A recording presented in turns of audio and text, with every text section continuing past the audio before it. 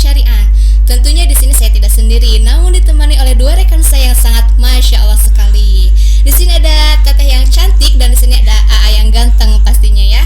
Karena sebelumnya itu nggak akan afdol gitu ya, belum afdol kalau kita berbincang dan berkomunikasi tanpa berkenalan terlebih dahulu pastinya ya. Kayak istilahnya gini lah, tak kenal maka Taruh. katanya ya aja katanya. Kalau kita nggak katanya pasti nggak akan berkenalan ya kan. Oke, kita mulai dari sebelah kiri dulu nih. Ada cowok ganteng kita dengan siapa nih? Mau dipanggil apa? Akang atau AA? Bebas lah. Oke, dengan Akang. Akang siapa nih? Perkenalkan, nama saya Hadi Rahman. Saya kebetulan diamanahi di HMJ Ekonomi Syariah ini sebagai ketua. Mungkin amanah yang cukup sangat berat gitu. Iya pastinya. Wah, Masya sangat Allah. menguras segala tenaga dan pikiran seperti itu. Oke, sahabat Saibi, ternyata Kang Hadi ini merupakan seorang ketua HMJ Ekonomi Syariah. Oke Kang, kalau menjadi seorang ketua nih, bagaimana perasaan Akang tersendiri menjadi seorang ketua? Apakah menjadi merasa keren kah? Kita bagaimana nih Kang? Oh, sangat sedih. Kenapa nih Kang? Kalau boleh tahu. Bagaimana tidak sedih? Kulukum ra'in, setiap diri manusia adalah pemimpin. Wa kulukum mas'ulun an ra'iyatihi, dan tentunya akan diminta pertanggungjawaban. Saya sendiri akan diminta pertanggungjawaban. Terlepas itu saya memimpin, tentunya pemimpinan saya akan sangat diminta pertanggungjawaban. Masya Allah. Itu menjadi Terlalu berat sangat kali ya. beban yang sangat berat bagi saya. Beban seperti banget itu. gitu. Ya. Wah, Masya Allah. serasa pengen bunuh diri kayaknya. Tapi semoga Kang Hadi ini menjadi seorang pemimpin yang amanah dan Amin, terima kasih. bertanggung jawab ya Kang ya. Ya, Amin. semoga amin. Oke, kita lanjut. Di sebelah kanan saya ada teteh yang cantik dengan teteh siapa ini? Perkenalkan, nama saya Vida Fitri Syarifah. Oke, kalau boleh tahu nih Teh Vida mengkoordinasi dari divisi apa coba? Saya koordinator dari bidang kajian studi ekonomi Islam. Kajian studi. Berarti kayaknya cakupan ilmu ekonominya sudah luas mungkin ya ini ya. Iya, ekonomi. Atau boleh digambarkan sedikit tentang apa kalau disingkat dengan KASEI ya? Ya, KASEI itu tentang gimana tuh, KASEI. Jadi kajian studi ekonomi Islam ini di dalamnya ada 2 program ya Teh. Day Diklat Ekonomi Islam, kemudian ada kajian ekonomi Islam itu tersendiri. Jadi sebetulnya KASEI ini juga bisa disebut humas Teh, karena channel ke atasnya itu ada. Jadi KASEI itu ada ke Jabarnya, ada nasionalnya, yang mungkin masyarakat ekonomi syariah ini belum banyak yang tahu gitu mengenai KASEI itu tersendiri. Nah, KASEI ini akan bisa naik tingkat mungkin ya, Ya, naik tingkat kepada levelnya ya. levelnya ada level regional, kemudian level nasionalnya, dan nanti di level regionalnya ini teman-teman itu akan kenal dengan KASEI yang lain. Jadi studi ekonomi Islam tetapi di kampus yang lain, contohnya UPI, Unpad, UIN. Jadi kita bertemu dengan teman-teman serumpun tetapi di berbeda kampus, tetapi satu regional Jawa Barat. Dan mungkin ketika memang teman-teman yang masuk KASEI ini bisa mendapatkan kesempatan untuk masuk kepada yang nasional, bisa bahkan satu Indonesia gitu. Kemarin juga saya sempat ikut Zoom-nya ya, ada dari Kalimantan, ada dari Sumatera, ada dari Jawa Tengah, ada dari Yogyakarta. Jadi bertemu dengan mahasiswa ekonomi syariah di berbagai daerah gitu, seperti itu. Masya Allah Ini sekali. relasinya sangat luas ya, Teh, ya. Insya Masya Allah. Oke nih, Kang Hadi dan Teh Vida, dari ekonomi syariah tersendiri apakah memiliki jargonnya gitu? ada dong. Tentunya Ya, kita tentu mempunyai ada. jargon. Kasih Ya, tahu, kasih kita tahu. cek dulu jargon kita ya. Oke, Boleh saya lanjut. pimpin? Bangga. Tentunya teman-teman dan ini panggil saya manggil Teteh. Ya oke, Teteh tentunya sudah mengetahui ya. Ya. Jargon kepalkan tangan kanan kalian seperti Siap. ini. Kemudian saya akan mengucapkan apa? Apa? Ekonomi Jargonnya. Kita mulai. Tentunya kan ketika saya menyebutkan ekonomi syariah maka jawabnya Indonesia Jaya tanpa ya, riba. kita mulai ya, kita Oke. cek jargonnya. Ekonomi syariah Indonesia Jaya tanpa riba. Mantap, tepuk tangan dulu dong buat kita. Ya, kayak gimana? Masih semangat? Woi, sangat Apalagi gitu ya di semangat. bulan Ramadan kayak gini, ketika kita melakukan saum aja kita harus tetap Iya, semangat pastinya tentunya. gitu. Semangat. Nah, berhubung dengan bulan Ramadan nih Kang ya dan Teteh, kita akan membahas dan mengangkat tema tentang Ramadan itu momentum berniaga yang tidak akan pernah ada ruginya Iya. pastinya ya. Oke, untuk saat ini kita berbincang-bincang terlebih dahulu dengan Siap. cowok ganteng kita. Oke. meleleh saya Dengan meleleh. Kang Hadi terlebih dahulu. Oke, gini Oke, siap. Kang. Pastinya gitu ya, sebagian dari kita atau Ya. masih banyak yang masih bertanya-tanya gitu ya, kayak HMJX ya gitu. HMJX itu kayak gimana gitu kalau digambarkan secara detailnya gitu. Oke, siap. Mungkin ini tidak bisa sangat mendetail Oke. karena kalau jika mendetail itu membutuhkan waktu yang agak cukup lumayan. Ya. Kita mungkin selayak pandang saja ya Boleh. mengenai HMJ Ekonomi Syariah. Kemudian kebetulan saya di sini selaku ketua HMJ Ekonomi Syariah. Saya mempunyai grand design yaitu mencakup 2 poin. Yang pertama saya itu mengedepankan atau menerapkan nilai-nilai kekeluargaan. Mengapa menerapkan nilai-nilai kekeluargaan di dalam masa jabatan saya? Karena mengapa saya merasa ketika di dalam sebuah organisasi kita menerapkan nilai-nilai kekeluargaan, hal layaknya kita nih, contohnya Tetes dengan saya gitu kan, ketika ada unsur kekeluargaan atau istilahnya kita sudah terikat dan kita saling sayang atau saling pengertian lah, saling ingin tolong menolong, saling membantu, saling mengingatkan, tentunya kita akan sangat mudah dan akan sangat merasakan atau menemukan kenyamanan di dalam sebuah organisasi.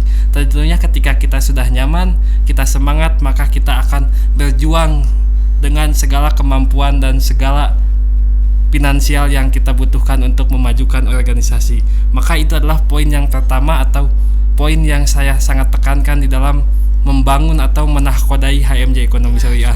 Yang pertama kekeluargaannya ya, gitu yang penting kita kekeluargaan kan, kita dibawa dengan hepan-hepan, kita makan-makan kan, tentunya Tidak ada kita sad-sadnya gitu iya, ya. tidak ada. Kita saling menyemangati, mengingatkan dan yang lainnya. Hal layaknya kita seperti keluarga, istilahnya kita Jadi saling rumah kedua ya, Kang? Iya, boleh, kita rumah kedua di HMJ Ekonomi Poin Syariah. keduanya apa tuh, Kang? Kalau boleh? Kemudian yang kedua itu kita mengedepankan atau mempunyai poin yaitu identitas jati diri kita sebagai HMJ Ekonomi Syariah. Kemudian apa sih poin yang sangat membedakan ketika misalkan kita dari HMJ Ekonomi Syariah dengan HMJ misalkan HMJ yang lainnya? Tentunya kita mempunyai ciri khas atau identitas begitu Apanya teh. tuh identitasnya? Misalkan kita berfokus kepada kajian-kajian dan isu-isu ekonomi. Kita tentang berfokus perekonomian dunia gitu ekonomi ya, pastinya. tentunya ekonomi yang syariah, yang berdasarkan dengan hukum-hukum Allah dan ketetapan Allah. Kita bagaimana mengikuti tren atau mengikuti zaman. Tentunya kita dalam lingkup ekonomi yang seperti apa, yaitu ekonomi yang berdasarkan syariat Allah. Karena mengapa? Karena saya melihat fenomena sekarang itu banyak ekonomi yang tidak mengedepankan nilai-nilai syariah atau nilai-nilai kebesaran Allah Subhanahu wa taala. Seperti itu mungkin teteh-tetehku. Mantap. Oke, gini Kang, di bulan Ramadan di HMJ Exeter sendiri apakah ada program gitu untuk direalisasikan di bulan Ramadan gitu? Ya, alhamdulillah kita di HMJ Ekonomi Syariah kita telah merancang suatu program, yaitu diantaranya ada Rumah Eksya, yang dimana ini adalah kegiatan meliputi atau kajian-kajian tentang isu-isu yang ada di masyarakat atau bahkan di dunia terkait ekonomi. Misalkan nanti ada resesi ekonomi atau misalkan dampak Ramadan terhadap ekonomi atau ekonomi apa saja yang bisa diterapkan di bulan Ramadan seperti itu. Kemudian kita juga akan mengambil isu-isu ke rumput bawah, yaitu ke lapisan masyarakat di HMJ Ekonomi Syariah yang paling bawah. Kita akan menggali gitu, apa keluh kesah di HMJ Ekonomi Syariah atau bahkan apa saja yang menjadi PR dari kampus. Kemudian kita selaku taskil di HMJ Ekonomi Syariah untuk menyampaikan keluh kesah di masyarakat bawah kita kepada yang teratas, yaitu diantaranya BEM. Kemudian kita menyampaikan kepada kampus seperti itu. Dan Aspirasi aspirasi. Kemudian tidak lupa juga kita tentunya akan mengadakan buka bersama bagi Kita yang di saum. Rumah Eksya Iya. iyalah. Tapi saya percayalah ketika HMJ Ekonomi Syariah tentunya akan melaksanakan saum Ramadan tentunya, dan juga kita nanti akan melaksanakan sebar takjil juga teh. Kita akan mengadakan sebar takjil, kemungkinan jika dimungkinkan dan jika Allah mengizinkan, kita nanti kedepannya akan bekerja sama dengan HMJ yang lain untuk sebar takjil. Tapi kita lihat saja nanti qadarullah seperti apa, seperti itu Iya, teh. bagus sekali. Nah, begini Kak, kayak anak ekonomi tuh kayak memang benar-benar tidak luput untuk mencari keuntungan gitu. Iya, Makanya tentunya.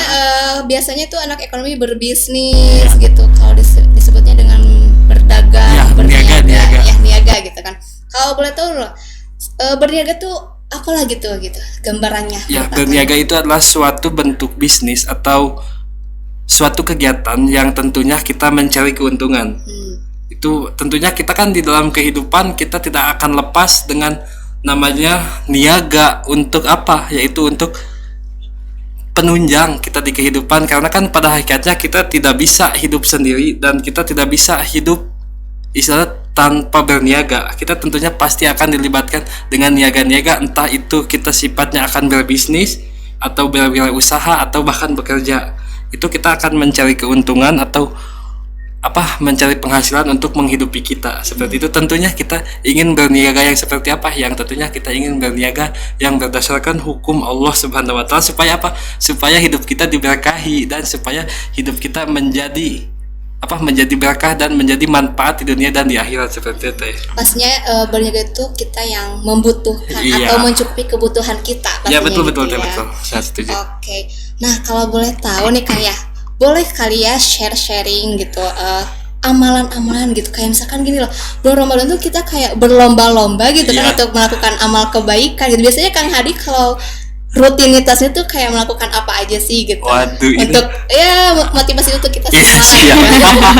Tapi maksudnya kalau ke arah personal mungkin hal-hal sifat ekonomi seperti penting, misalkan saya pribadi ketika Ramadan untuk menunjang kehidupan saya gitu, untuk berniaga atau mendapatkan keuntungan, mungkin dari saya pribadi, saya selaku manusia dan selaku orang yang membutuhkan bukan keuntungan, mencari nafkah lah untuk diri pribadi ini khususnya, saya biasanya senang berwirausaha atau berjualan kecil-kecilan atau apapun itu. Saya sangat menyukai berjualan, yang tentunya kita berjualan, tapi beda ketika kita seseorang yang mempunyai ilmu atau mahasiswa, kita dididik, kita berjualan, tapi beda dengan orang-orang yang tidak termanage atau tidak mempunyai terstruktur seperti itu. Mungkin kita mempunyai inovasi, contohnya ketika kita berjualan hal yang kecil, kita melakukan branding, melakukan suatu ciri khas lah,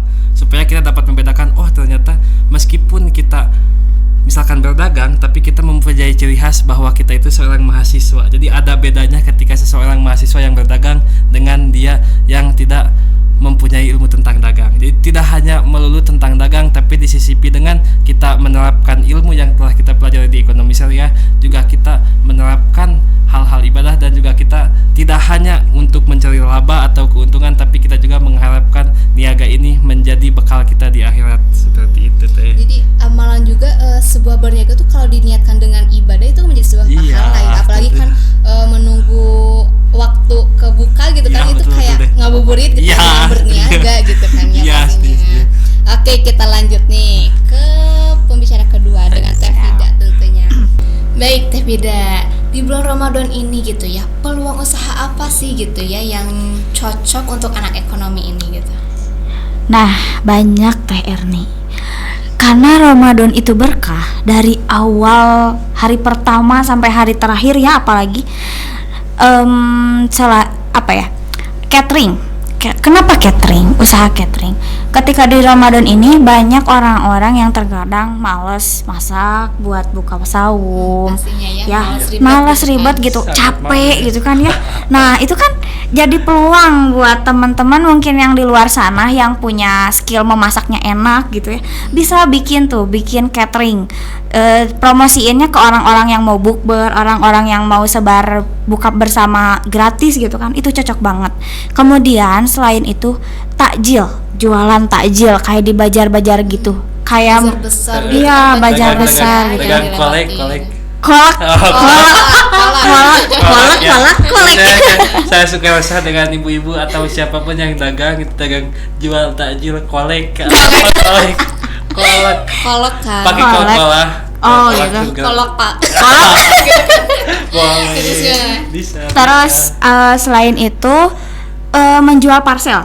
Nah, nanti di akhir-akhir gitu ya, orang-orang itu biasanya mencari atau berburu parcel Teh Erni, karena suka berbagi kepada sanak kerabat, saudara gitu ya. Barangkali Teh Erni mau gitu bagi parcel ke saya tuh Kang Hadi gitu ya, boleh gitu, boleh banget gitu ya. Iya, barangkali juga dari teman-teman yang barangkali jadi penonton, tapi ada yang mau memberikan parcel, sangat boleh. Ampau buat HMJ gitu. banyak gitu ya peluang-peluang usaha yang dijadiin bisnis gitu di. Iya, terus ada menjual baju muslim.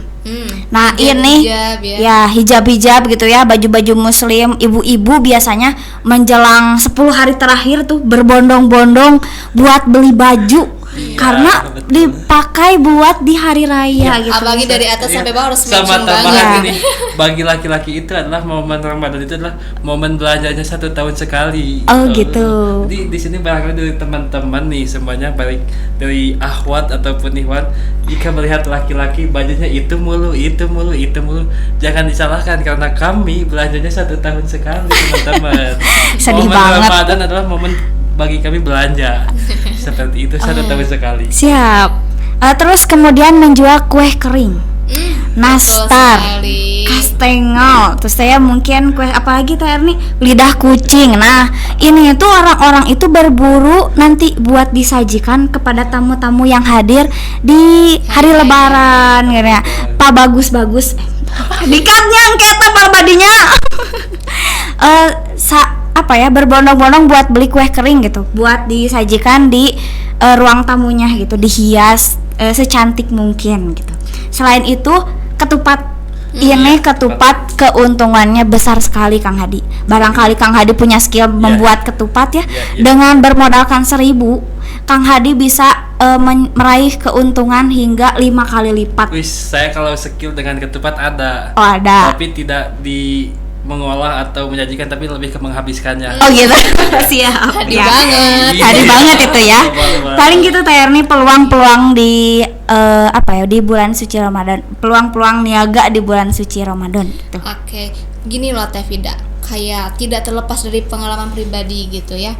Saya dulu pernah sama teman saya kerja gitu ya di bulan Ramadan gitu. Gak kebayangkan suasana panasnya di luar sana, capeknya di luar sana gitu, mengeluarkan tenaga gitu. Akhirnya teman saya tuh kalah dengan hawa nafsunya gitu. Gitu. Namun kan kita dianjurkan gitu ya untuk melakukan ibadah-ibadah saum kayak gitunya, wajibnya gitu kan ya. Tapi ada saja yang kalah dengan hawa nafsunya itu gitu kan. Nah, gimana nih? Kita bekerja iya, berniaga iya, tapi tidak meninggalkan peribadahan kita gitu, tidak terlepas dari itu, gimana tuh? Ya, berarti gimana tips biar saumnya nggak bolong gitu ya? Tuh. Biar nggak tengah-tengah siang hari tiba-tiba, aduh Ya, haus, buka kulkas minum Berarti gitu kan ya? nih, jadi versi menahan saum dari pekerjaan menurut Nah. versi Vida seperti apa? Oh ini? gitu. Kalau dari saya sahur dulu. Iya, Jadi dari pastinya sahur. lah. Nah, pas sahur nutrisinya juga dilihat gitu. Jadi tidak hanya sahur, jangan sampai sahurnya asal-asalan cuma minum aja. Enggak. Jadi ketika sahur itu kita itu minumnya minimal 2 gelas, kemudian harus makan sayuran gitu ya biar kuat sampai sore gitu. Kemudian ditambah asupan buah-buahan juga Teh Erni. Betul. Kalau mungkin orang yang terbiasa minum suplemen vitamin juga kalau perlu gitu. Kemudian Amunisi gitu ya. amunisi, diniatkan saum 1 hari full. Biasanya orang-orang yang saumnya bolong-bolong itu dia tuh niatnya setengah Teh Erni. Jadi kayak gini, ya udahlah sahur gitu belum ya. full, sahur aja deh dulu, nanti siang gimana nanti siang. Nah, tidak bisa seperti itu gitu. Kalau misalnya niatnya udah dari awal kayak setengah-setengah kayak gitu, auto siangnya tuh tergoda oleh godaan setan. Kan sayang sekali gitu ya, di Ramadan yang penuh berkah ini Allah itu sedang mendiskon pahala gitu ya Teh Erni. Terus kita Diksyat bolong banget. gitu. Iya, bolong saumnya kan sangat disayangkan gitu. Itu paling Teh Erni tips dari saya. Oke, tips dari Kang Hadi gimana nih Kang? Iya, sebenarnya kalau dari saya tidak jauh beda sih. Kita perhatikan makan sahur kita dari pagi, itu kita perhatikan minum yang cukup, makan yang baik. Juga ada tambahan tips dari saya, mungkin tahanlah untuk kali ini mah, gak apa-apa kita misalkan menahan istilahnya sampai sakit, sampai lemas, sampai apapun, gak apa-apa. Percayalah karena rasa sakit itu akan menjadi saksi bagi kita kelak nanti dipertanggungjawabkan di yaumil akhirat. Tahan sebentar dulu, karena setiap kesulitan, kepedihan, dan kesusahan, percayalah nanti ada suatu hal yang sangat indah Luar seperti itu biasa. mungkin. Namun tidak dilupakan pastinya adalah menanamkan keimanan yang Iya. kokoh. Betul Pasti nggak sih? itu Betul Teh Erni. banget. Iya, betul banget Teh Erni. Nah, jadi gimana nih kalau cara berniaga menurut Islam gitu Teh Vida? Kalau cara berniaga menurut Islam, niatkan berniaga tersebut untuk beribadah. Pastinya ya. Kenapa? Karena kalau misalnya tidak berniat untuk beribadah, ya kita ketika berniaga itu pasti akan mencari celah dengan kecurangan. Yang penting keuntungan Ya. aja gitu ya, nggak peduli dari mana hasilnya Nah, gitu itu kan menjadi tidak berkah ya gitu ya. Kemudian kejujuran TRNI. Banyak pedagang yang tidak jujur. Banyak pedagang yang kurang sedikit atau misalnya cacat sedikit gak apa-apa lah, gak Mulai dari dikasih tahu timbangan gitu. gitu ya. Iya, mulai dari timbangan atau mungkin baju yang ada robek sedikit gak dikasih tahu, udah aja jual. Tidak bisa seperti itu. Baiknya ketika kita menjual dibicarakan kepada pembeli, kepada calon pembeli. Bu punten gitu, atau Bu maaf ini barangnya cacat sedikit. Barangkali Ibu, saya menawarkan harga segini, Ibu mau membelinya dengan harga berapa gitu. Nah, itu sangat disukai gitu. Dan biasanya kalau mendapatkan pembelinya yang baik, malah dikasih lebih gitu. Karena si penjual itu selain menjual barang, menjual kejujuran juga gitu. kepercayaannya. Ya, kepercayaannya dijaga gitu. Kemudian menjual barang yang halal dan baik gitu ya. Tidak bisa masa kita mau berkah tapi berjualannya narkoba gitu kan, nggak mungkin gitu. Tapi Walaupun kan keuntungannya sangat wow. sangat wow, tapi tidak berkah untuk apa gitu, untuk apa gitu. Tidak ada berkah dari Allah. Kemudian mencari keuntungan sewajarnya gitu. Jangan sampai kita tuh mencari keuntungan tuh sampai banyak banget, sampai misalnya gini, yang seharusnya keuntungannya 5.000, TRNI ngambil 10.000, itu is okay, tetapi nanti membuat pedagang itu membuat pembeli itu kabur. Kenapa? Karena di sana lebih murah gitu. Kita juga harus menyesuaikan dengan harga yang di pasaran lah ya. Kemudian menguntungkan kedua belah pihak. Jangan sampai hanya penjual saja yang diuntungkan gitu. Jangan sampai karena kita ingin untungnya banyak, karena kita ingin lebih cepat kaya mungkinnya, jadi tidak memikirkan Keuntungan pribadi aja Iya, gitu. tidak memikirkan untuk si pembeli itu gitu. Misal beli buah tapi buruk dikasihkan gitu. Dengan kondisinya buruk kan tidak seperti itu gitu. Jangan sampai kita sebagai pedagang egois gitu. Kemudian ramah kepada pembeli. Kan senyum itu ibadah ya TRNI. Nah, kita kalau misalnya beli pasti TRNI suka sama penjual yang ramah banget gitu ya. Nah, itu tuh menjadi Enak ditawar gitu. iya gitu. Jadi adem gitu ya kita membelinya teh ini gitu, beli gitu kan, kita jadi oh iya merasa iba gitu ya, dan merasa ingin membeli. Paling gitu, segitu TRNI dari saya. Tapi gini loh, kayak misalkan dampak gitu ya, dampak saum ini di bulan Ramadan gitu terhadap perekonomian dunia gitu, atau tidak lepas dari dunia, dari yang kecil dulu gitu, apakah berdampak gitu? Karena kan kita biasanya royalitas gitu, membeli rutinan makanan gitu ya, dari pagi sampai malam tuh kan nggak berhenti makan gitu Ya. Apakah itu berdampak ya? Soalnya kan kita saum gitu, terjaga makannya. Apakah itu berdampak tidak teh? Nah, TRNI justru Ramadan itu pertumbuhan ekonomi itu semakin meningkat. Karena hasrat ingin membeli masyarakat Indonesia itu malah lebih tinggi pada saat bulan Ramadan ini. Dari Economic Center of Reform on Economic atau disingkat CORE, menurut tokohnya gitu, Yusuf Randy Manilet, memperkirakan bahwa Ramadan tahun ini akan menjadi pertumbuhan ekonomi yang besar gitu, mencapai kuartal 5%, 5% hingga 5,5% on year on year.